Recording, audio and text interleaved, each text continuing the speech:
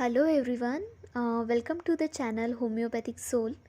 Today we are starting with the anatomy part 1, that is the upper limb, and we are taking the first chapter which gives us a basic idea about the upper limb. My reason behind doing such a basic video is as the time flies, as we move forward, we start to forget the little terms, the words. So it is a need to remind it or revise it. So let's start with the first chapter of upper limb. So I had take some basic points which I found it is very important, and I put it here.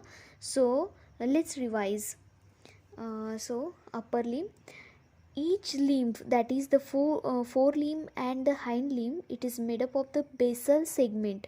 Basal segment is also called as a girdle, and its free part into the proximal, middle and a distal segment. So the free part get divided into the proximal, middle and the distal segment.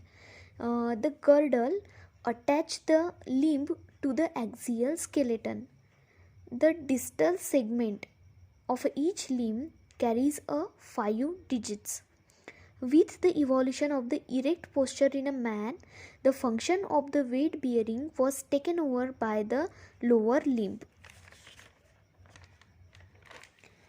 So the parts of the upper limb, there are total 4 parts that are, the first part is the shoulder region, second one is the arm which is also called as the brachium, third one is the forearm is also called as the antebrachium, the hand which is called as the manus.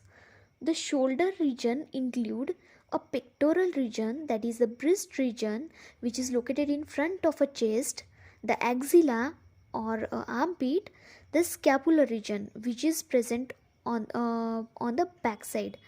Bone of the shoulder girdle are, there are clavicle and the scapula. So there are basically two bones of the shoulder girdle, clavicle and the scapula.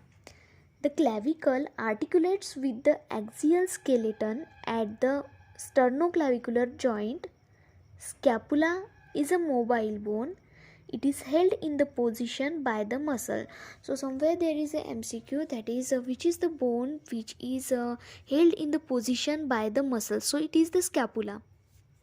Then the clavicle and the scapula articulates with each other at the acromioclavicular joint.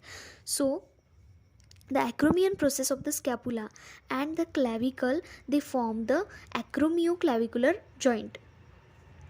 The arm extend from the shoulder to the elbow. Elbow is also called as the cubitus. The bone of the arm is a humerus, and its upper end meet the scapula to form the shoulder joint. The forearm extends from the elbow to the wrist. The bone of the forearm are the radius and the ulna. At the upper end they form the elbow joint, and at the lower end they form the wrist joint. With each other they form the radio-ulnar joint on both the upper side and on the lower side. Then the movements. Elbow joint permit the movement of the forearm, namely flexion and the extension. So these are the movements permitted by the elbow joint, that is the flexion and the extension. And the radio-ulnar joint permit the rotatory movement of the forearm called as the pronation and the supination. So there are basically 4 movements of the forearm, that is the flexion, extension, pronation and the supination. Then the hand, which is also called as the manus.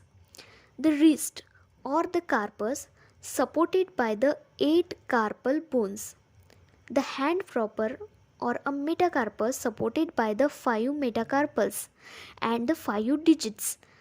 Each finger is supported by the 3 phalanges except the thumb. Thumb have the 2 phalanges. So the hand includes the 3 part, that is the wrist, hand proper and the 5 digits. Hand is made up of the 3 parts, wrist, hand proper and the 5 digits. The movement of the hand, they get permitted chiefly at the wrist joint. So basically जो hand है उसकी movement wrist joint through होती है. The thumb moves at the first carpo-metacarpal joint. It's a very important to remind, that is the thumb moves at the first metacarpophalangeal joint. So here it ends. Thank you for listening me. Thank you for watching it. And if you like my work, then appreciate it by liking, by sharing more and more, and subscribing.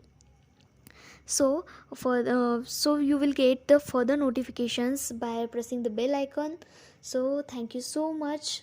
Have a good day.